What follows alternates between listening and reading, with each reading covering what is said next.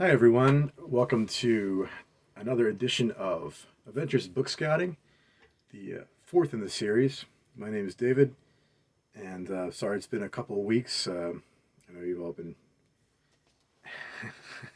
waiting patiently for me to return. If you're a subscriber, thanks for checking in, returning. If you're new to the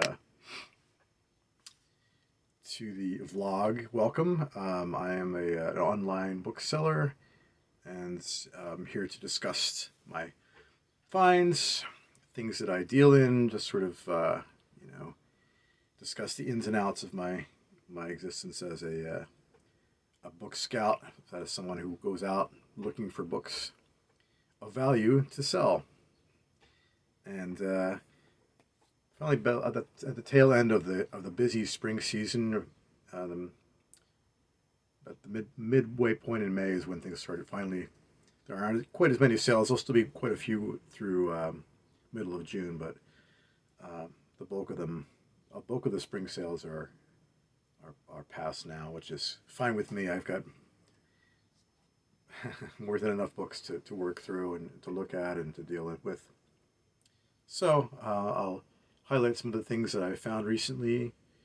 I'll start with the things that I've sold in the last 24 hours that I'm going to package up as soon as I'm finished with this. And again, as has been the case with the last few programs I've done, there haven't been many sales, but again, fortunately, in this case, the couple that have come in went for pretty high prices. So, and that's sort of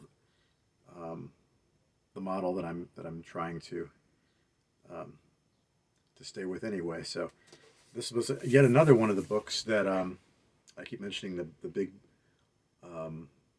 lot of art books that I bought in New Jersey 2 years ago that were all in like new condition or brand new. This one and that from that collection, Piranesi, Pastem and Sohn,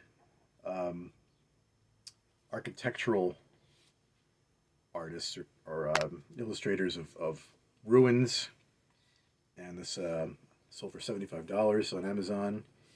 And better yet, as I'm wringing my hands, wondering where all the orders are, but fortunately, I'm just sitting there. I'm listing books, and then I check to see if there are any pending orders. And sure enough, after hours and hours of not having orders, I see that there's a pending order for $200 come up, and it's this Sterling Price's Lieutenants, a guide to officers and organizations, an organization of the Missouri State Guard during the Civil War. This is from another house collection or private collection I bought, all dealing with the Civil War. Last year, I got contacted from somebody in Queens, New York, looking to sell their collection, said that he wasn't able to find, and I said, really, you weren't able to find anyone interested in New York? And the New York metropolitan area, you had to go all the way down to where I am in Pennsylvania to find someone.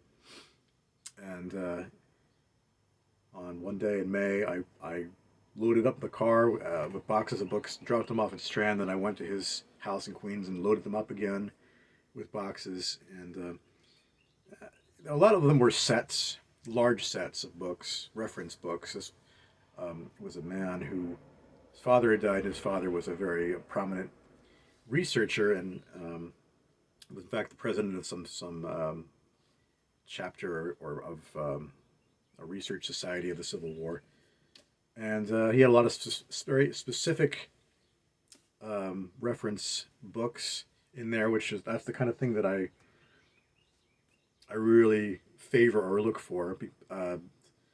Specific information like this tends to be more scarce.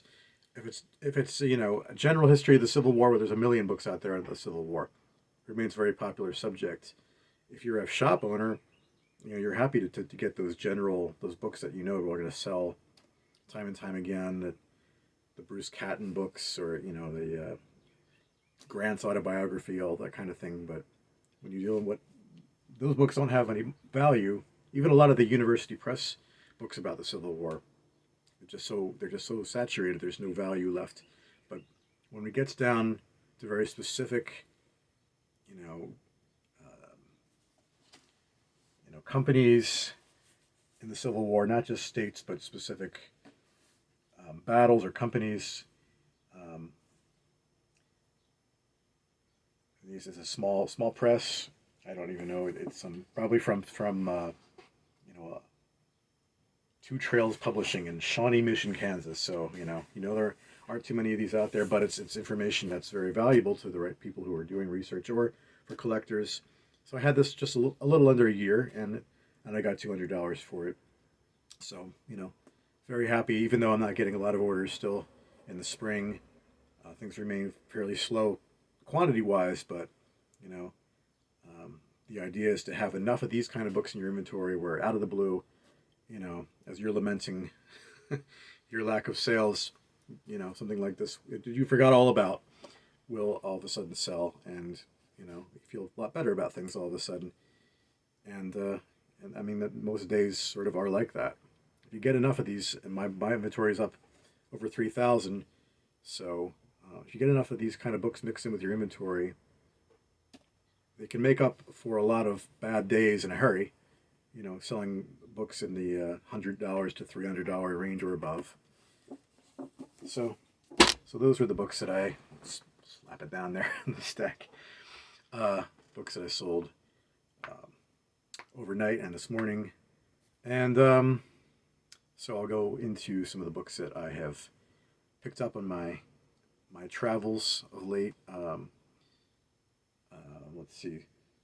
There have been. Oh, so I'll start with I returned to a site where I am fortunate enough to have an association. I do consignment with a church that has a monthly sale from May through November. They have a monthly sale, and it's a really good one. And they sell not just books, but all sorts of. They have different buildings, and on the campus of this very nice church up on a hill in White Marsh Township in Pennsylvania, very close to where I live. It's a very every bookseller wants to have an inn somewhere where you get first crack, where there's like a donation center, and then you get to be the first one to see what comes in. And in this case, when I first met the woman who is the volunteer who sorts and the books for the sale. When I first went there, I bought them outright. I said I'll pay a quarter of what I feel like they're worth. And she had so many good books. They get so many good donations of especially older books, all sorts of stuff that you don't normally see when you go to book sales. A lot of really antique things, unusual things, and I had just moved to where I am, and I'd spent a fortune on the move because, of course, all the books in my inventory and my own personal collection, and just to start with. And so I just moved, and I said after I had made the initial purchase, I said I can't really afford to pay up front. Can we work out a commission deal? And she was fortunately agreeable to that, and trusted me with taking the books that I wanted to list online and housing them here with me, keeping them until they sold, and just notifying her, forwarding the sale email that was sent from whatever site they sold on, and then dividing the proceeds straight down the middle, 50-50. And so this has been working out great. I've found a number of exceptional things, and we both come out very well from the arrangement over the last 5 or 6 years, I think. And I usually go once a month to see what's come in. And so right before their first sale, I went in and saw what had been donated, and the usual really interesting stuff. Not as much as I've seen gathered up in the past. Of course, when the pandemic was going on at full force, that they didn't have the sales, they didn't have the donations. It was for a while, it was getting a little harder for me to find inventory. And then I started buying. Then I started having collections being offered to me left and right.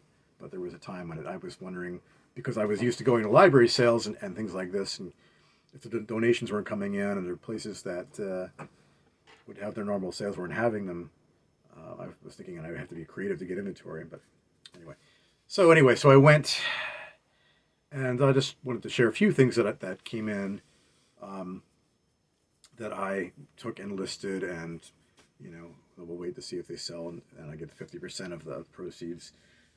They always seem to get really good local history, and I keep mentioning this on the videos that I've done. Is local history is one of the best things to look for. In a similar way from the Civil War book that I just highlighted, they tend to be small press and of interest, scarce and of interest to people who are doing research, and so they usually command a pretty good price. Book on Victorian Roxborough, a neighborhood in Northwest Philadelphia. Very, a thin book, but I listed at $50.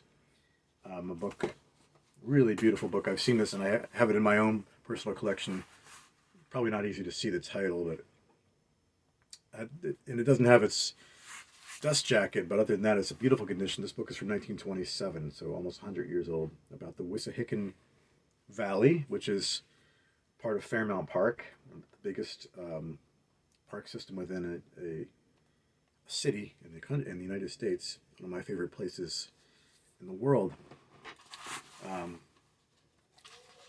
It's got a lot of really nice, high quality paper, and it's filled with photographs. It's not the most valuable book. Maybe $25, but I was so happy to see it, especially in this gorgeous condition. Just sort of an example of things that come in there. There was a big railroad collection. Railroad books are certainly something that I've had a lot of success selling in the past. There was a lot of books, and I put away the two that were higher priced, but a lot of books like this, very thin, almost like magazines or journals. They're staple bound, but they deal with very specific branches of the Pennsylvania Railroad, very local. Chestnut Hill in Fort Washington, early electric cars of Philadelphia, and there were about a dozen of these kinds of books, and I looked them all up, and two of them went for about $50 to $60, and the rest, they were down under $20 or $15. Since my threshold is usually, I don't want to deal with anything that's under $10. For the commission-based books, it's $20. So if anything's under $20, I just give it back. If sometimes I go and I just look up things right there on site, and sometimes I just said I'll just go home and look these up and give it back whatever I don't list, and that's the case. Well, I thought that would be the case, but then I thought, well, I have all these books, and they're not, they go for, as I said, $5, $10, $20, $15. Why don't I just make up a lot of them and try to auction it on eBay, and I'm guarantee they'll fetch more than $20. And they sell it at their sale. They sell books for $1 and $2. So if I could sell books for more than that for them, they'll be happy. And so that's one of the good things about eBay is that if you get a run of books in the same subject, or same publisher, same author, same if they have a similarity to them, and you can group them as a lot and create a sale out of books that individually might not have much value. And I've managed to do that. I've managed to learn how to use eBay in that way. They can even be have the same color on the spines. Some people look for books, older books like hardcovers, just for decor, maybe for weddings or for staging. And if you have enough older books that are have red spines or blue or green, you can make a sale that way, or just maybe have leather bindings, or have something in that vein. And then there were also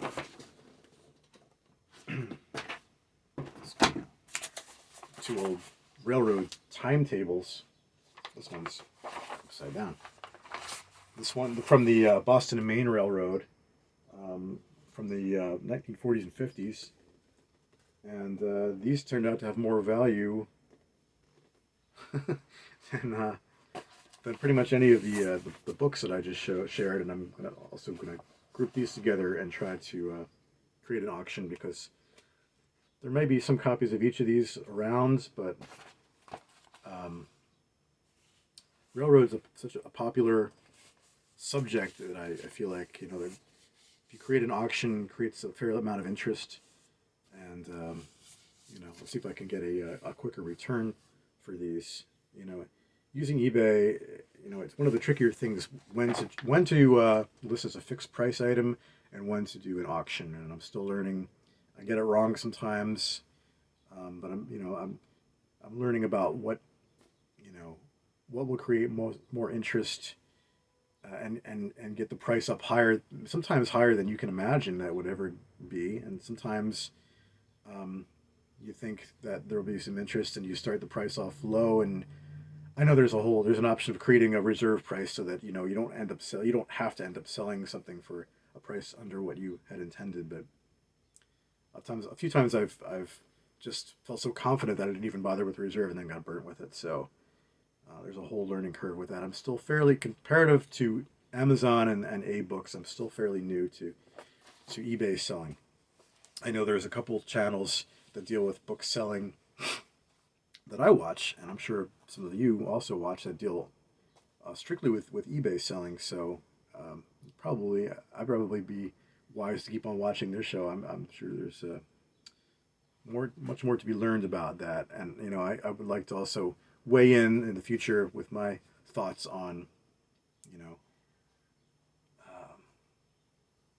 how to best approach different kinds of books in terms of the fixed price versus auction. But I actually just did auction some things recently, and with mixed results. Since I'm just trying to create some instead of waiting for sales to come in, sometimes you want to try to make things happen to get some flow in, and there's always a temptation, rather than you see these things that are sitting around, they're not selling. You want to just make something. You want to see what you can get for them, and knowing in the past that sometimes auctions have resulted in higher prices than you expected. There's always a temptation to just see if you can get the quick sale and see all if you get a surprise thrown in there, and get that money coming in faster rather than just waiting. But I've learned time and time again, it's usually not worth it, and you end up selling things for pennies on the dollar, and it almost always behooves you to just wait for the right price on most things. But again, I'm going to share some other things, so I don't want to get too deeply involved in that subject for right now. Also wanted to share one thing that I found at the what I call it the barn sale at the church, the consignment. I get to look pretty much at anything that came in, and I get to look for books for myself, just anything of interest. Books for my son. I love looking for books for him to read. My 6-year-old. I found this book that I had never seen before, and I've actually started reading it already. The Diary of a Bookseller. It's written by an owner of a bookshop in Scotland. It's actually called the Bookshop, and as soon as I found it, I knew I'd have to just set aside whatever else I was reading to just devour this book, and it's not disappointed. It's a really fun read, especially as someone who has really flirted over the years a lot with the notion of opening my own shop. You know, it seems it's just an appealing concept on many levels. And having worked in bookstores prior to becoming an independent online seller, I kind of miss the environment of a bookstore, being around the books, interacting with people, rather than just holing up here and isolating these books from everyone. That's part of the reason why I wanted to do this. I wanted to share what I do and some of the things I find. But as a lot of people say, and every time I've gotten sort of getting closer and exploring the idea in more depth, it always comes back down to the fact that I don't feel like I'm going to make any more money doing that than I do now. I just throw myself into a lot more complication with all the overhead. That's the you know the reality of I guess of all the expenses, all the procedures involved in running a physical storefront. There was one time, 4 years ago, winter, after I brought another collection, and I'm thinking, I can't handle the volume of books that I'm getting in. I just never will be able to catch up. I need to find a way to make this a bigger business. Try to like take on some help and maybe a partner and have a physical storefront. Separate my home life from my work, and got so far as actually looking into. I mean, met with a um, small business advisor. Met with someone who was property who was renting the property. Look at actual storefronts. Solicited for someone who could be a business partner. Got so far as to actually look into meeting with financial advisors, and I guess at that point, I my son was, he was still pretty. He was 2, and I thought I'm lucky enough to be at home, and to just and to work and to call my own shots and make my own hours. Why do I want to give myself basically a job, a place where I have to be most of the time, um, in order to make this work? And it's going to cause a lot of stress. If I'm not there, I'll feel like I have to be. Whereas I have I'm in the fortunate situation of being able to be home, not have to pay for childcare. Why do I want to do that to myself? As much as appealing as the idea of being a shop owner is, and I think will always be, uh, that's the reality is I also have it pretty good, and I'm fortunate that the internet came along when it did. It allowed me to do what I do and to work out of my house. And maybe one day down the road, it'll make sense, maybe more sense to look into the idea of having a storefront. But as for now, this is still what I do. If you're watching and you live in the immediate area and you have a lot of capital and you're thinking about opening a bookstore and you need someone to run it, hey, leave a comment. Always be interested in what possibilities there might be out there. All right, moving on with some of the things that I found. Still going to bag sales and getting things on the cheap in that way. This was from one recently. The first show I showed a book that I had sold that was a pop-up book of The Wind of the Willows. Here's a hardcover that was illustrated by a famous children's book illustrator named Tasha Tudor. And that's what separates this edition. There's so many editions been released of Wind in the Willows. It's such a classic title. But this one has illustrations by Tasha Tudor. It's a nice hardcover. It has a jacket. It's also, normally if you want to look to see if a book, when it matters, it doesn't always matter if a book's a first edition or first printing, but normally you open up and you look at the copyright page or some indication. Either it will say, we'll spell it right out. It'll say first edition, or there'll be other indicators. Every publisher is different, and there's references available online for how to determine if a book's a first printing or first edition. Now, on this copyright page, and I'm sure it's not really visible, but it doesn't really indicate anything. But doing research about the book on AbeBooks, someone else mentioned that they had a first printing as indicated by the information that was on the last page. So, turn to the last page, and there it is. Normally, books don't have the publishing information on the last page, but in this case, it's World Publishing, and and there it is. It's a number line. And when there's a number line, usually the salient number is 1, which would indicate a first printing. This is the number 1, so it is. At least on Amazon, I listed it for $50.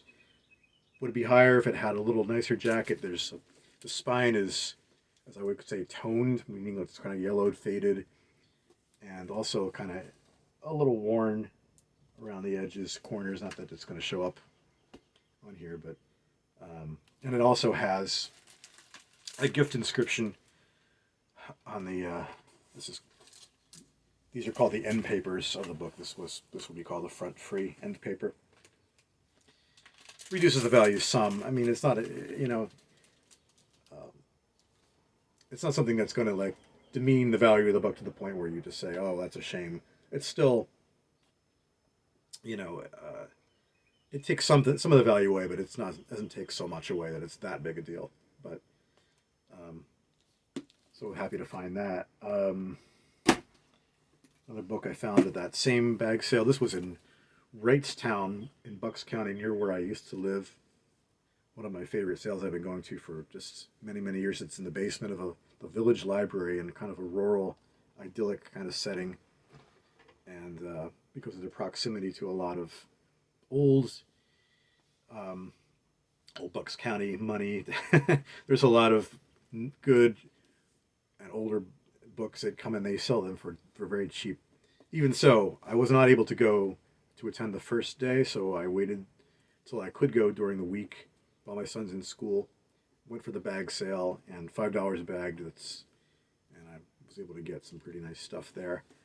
This one, Tales from Shakespeare. Again, many, many editions of this book. But this one caught my eye because it's clearly of a certain vintage. And in fact, I think it was from the late 60s. And, a nice oversized, and it's illustrated. Color illustration, and it's in good shape. I figure, okay, I don't have to like pull out my phone and look it up. I know that there's probably something I can do with this book. It's about a $20 book, but I enjoy being able it's not a rare book by any stretch, but it's a nice edition of a nice book, a nice illustrated edition, and it's in good shape. I'm gonna preserve its life a little further. You don't know what happens to books if they don't sell at a library sale. Sometimes they get cold, donated to companies who probably just sell their whatever they can't make any money off, just sell it as to sell it off by the ton to get pulped. I mean, I imagine that I like to imagine I'm in the service of extending the lives of books that won't get picked up otherwise. Certainly not by fellow dealers because they can't scan the barcode. Also at the same sale, I found another one of these Time Life series I was mentioning in the previous installment. This one, similar to the Mysteries of the Unknown, but I had never seen this one. It's called Mysteries of Mind, Space, and Time. Again, very similar to Time Life. I guess they just realized that they were onto something with these sort of occult, paranormal types of books. This one doesn't go for as much as the Mysteries of the Unknown set, but it's 26 volumes. I'm just holding up a sample volume, and I priced it a little. I think priced it to try to move at $80. But on some sites they go for over 100. So I was able to fill a canvas bag, stretch it with all 26 volumes, turn $5. I lose some on the shipping. Turn $5 into after the shipping and all the fees. It's still going to probably net me $50 to $60. So,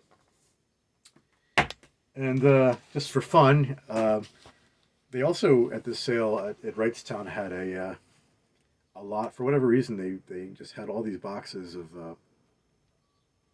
They had art supplies, so I picked up a bunch of colored pencils. But they had a lot of ephemera and bookmarks. I personally, just I guess to amuse myself, I have a collection of the stuff that I find in books. I could probably create an entire channel based on that. But I love finding the things that I find in books, be they clippings of newspaper clippings or photos, postcards, money, foreign money, all sorts of whatever you can imagine might be a paper that gets smushed in between the pages of a book. But even bookmarks can be kind of cool, and book plates, loose book plates. I would never remove a book plate. Not that that's so easy to remove a book plate from a book, but there's an entire an entire photo album, all holding upside down. That was someone had donated, I guess, maybe cleaning out something, and then who knows? This whole family. I don't know anything about them. They've traveled a lot. A lot of these, there's a lot of wedding pictures. A lot of these pictures from the 60s to the 80s. You would be surprised how many of these kind of things I found, and just, I have an archive of mystery families. It's the kind of stuff that I'm not going to sell. But like I think I shared that I found a scrapbook on the first video.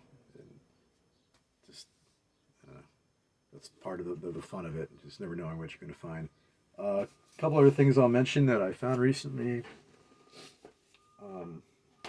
This was at a bag sale. This is a nice 5-volume set.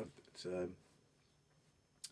Judaica art scroll library. These are like in perfect condition, and I think that they were published in the early 90s. In this, it's very scarce. The case and the books, I guess, as I said, perfect. And figure has a value of about $150. So this was at a bag sale. Also at a bag sale, the annotated Sherlock Holmes. Now this filled up most of the bag, is true, and the value is not quite as high, but it's pretty neat. The slipcased 2-volume edition that has all these nice old engravings and just really nice. The kind of thing, again, I just enjoy being able to trade in these kind of books. They're cool books. They haven't been published in a long time. Classic literature. Really nice edition. And, probably sell it for I think I listed it for about $30. But, and if it doesn't sell, I could try to bring it to the punk rock flea market that I sell at to try to sell. And I think I sold stuff like this before there. Everybody at least knows somebody, maybe their dad or their grandfather, who loves Sherlock Holmes, and this would make a great gift. Let's see what else I have. This is also from another kind of in the vein of the local history kind of books. This is about a specific high school football program, Westchester, PA. A really huge book, brand new condition, except it does have an inscription from the author. Not that that's really so important to show you, but this was, I think, published in the 80s or 90s, and there are no copies available out there. So when there are no comps or nothing to really compare your price against, a lot of times my default will be $100. If I really feel like this, it's something that it's scarce enough and desirable enough to command a good price. I ended up pricing this higher at $200 because it's just, it's a really great, it's a really nice book full of reprinted articles and all sorts of information. If you're, anyone's affiliated with Westchester High School, I would think that, they'd probably be, waiting for something like this to show up, and we'll pay a good price for it. I actually found 2 copies of the same book at the sale I picked up, and we'll see what happens. But for right now, I decided to go for $200. But sometimes if there's no comp available, they can, it depends on what it is. You can think, well, this might go for $300, maybe for $500. If it's something that's really unique, if there are other copies available, but you could have the other only signed one, that's something where you might think that you might want to send that to an auction because if you don't know, you don't want to underprice something, let the audience determine what the price is in that case. But Yeah, there's just sometimes when I feel like going over that $100, and I think I have a feeling, not an exact science, but a feeling that this could go for higher. Now, is that you might say to yourself, especially if you're not a bookseller and you just love books, well, isn't that kind of gouging? To find a book at a $5 a bag sale, and you're going to mark it up, you're going to gouge someone for $200 who's really would value this book, and I can't necessarily argue with that.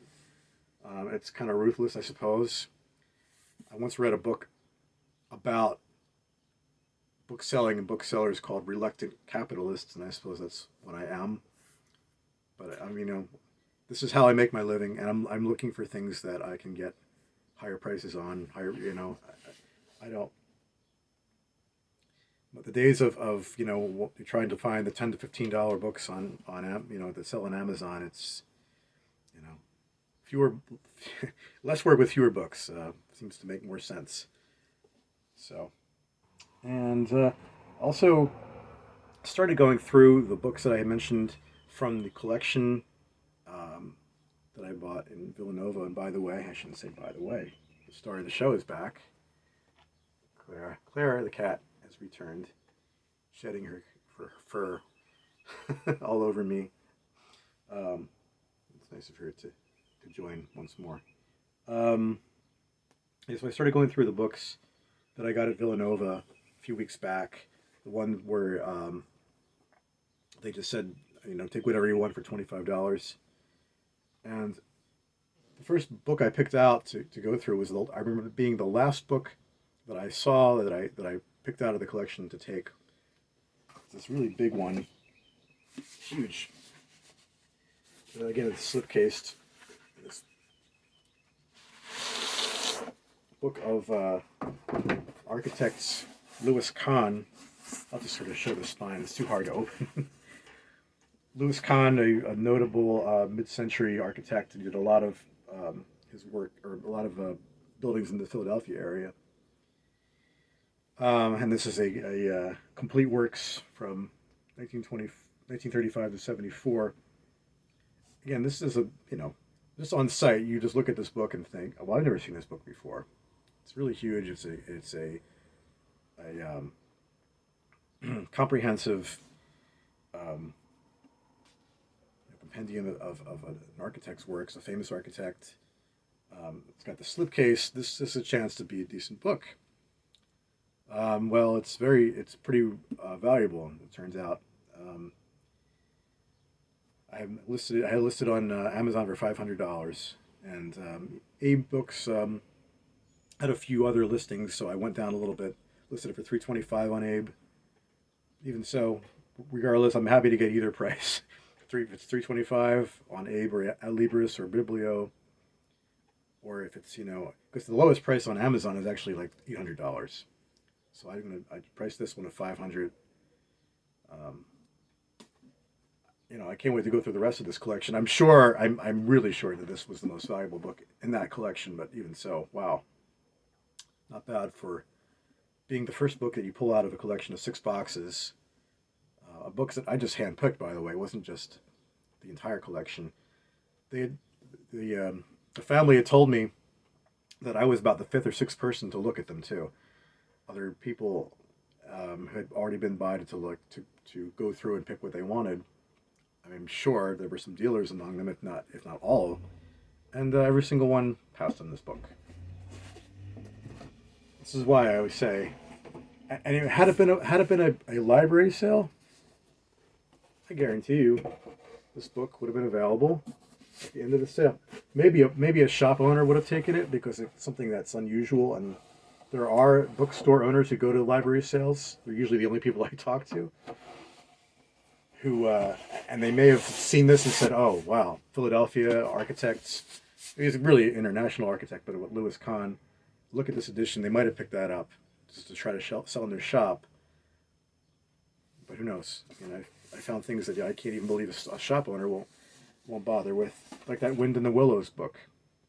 You know. So I feel like I may have gone over the time that I've done in the previous videos, but I'll leave off for now, and hope to get another one of these out to you pretty soon, as I continue to go through that collection, and who knows what else might be in the works. You never know. I mean, you check every day, Facebook Marketplace, or somebody could just email you out of the blue, like the guy from Queens, the Civil War collection, and all of a sudden, you have a whole new project in your hands, or um, whole new possibility might just come around any given day. There was, if I can find it, in that Diary of a Bookseller book, there was a great quote in there. I piled all my books up on top of that one, but I wanted to. It's a way of sort of illustrating that I'm not alone in my enthusiasm for these kind of things. Of course, I mean, you're here, right, watching this, so I do not know where I placed it. So, oh, here. Books everywhere. It's really hard to find any particular one if you're really looking for it. But it's talking about the thrill of going out to look at people's collections. Books are the commodity in which I trade, and the enormous numbers of them out there in the world excite a different part of my mind. When I go to a home to buy books, there is an anticipation unlike anything else. It is like casting a net and never knowing what you will find when you gather it in. I think that book dealers and antique dealers probably have the same sense of excitement when following up a call. Very true. Very true indeed. And that's maybe part of the problem why I just never will be able to catch up. If you're just doing this on an individual basis, you know, and you're always looking for new possibilities. That's there's I remember getting to the point once, I think in 2020, when the pandemic had set it in, I was starting to wonder how I was going to be able to keep getting inventory. I had gotten down to where I was like, I had just about caught up. There was only 10 boxes. I think one more, like a 10-box collection to go through, and then I would have been caught up for the first time since I can remember, where I didn't have any further, I didn't have any backstock of books in the basement to go through, and now it's just, now there's like several collections, huge collections that I'm still, that are still lying in wait for me down there, and yet still on a daily basis I'm looking to see what else is out there, because there may be books. There may be that Lewis Kahn book for $500 that's sitting there, that I could get for basically pennies. Or there's people giving away books for free. You don't know what's out there. What I always say to justify it is they can be better books than the ones you already have. What could you be, and how could you turn down that? How could you deny yourself the possibility of, you already know what you have. I mean, I guess you could spend the time repricing what you already have, but I think that, there's something to be said for, keeping your eye out for whatever else is out there that might be an improvement on what you already have. Just some, rationalization, I suppose. All right. Well, yeah, I'm gonna keep it there for now. Thanks for watching. Thanks for coming back if you're a subscriber. I appreciate comments. I'm really happy some of you have found the channel and are enjoying it. I really love to know what you think and hear what you have to say. And if you just want to just throw a like in there, that's fine too. I appreciate it. So this, again, my name is David, and this is Adventures in Book Scouting, and I will talk to you again next time. Bye for now.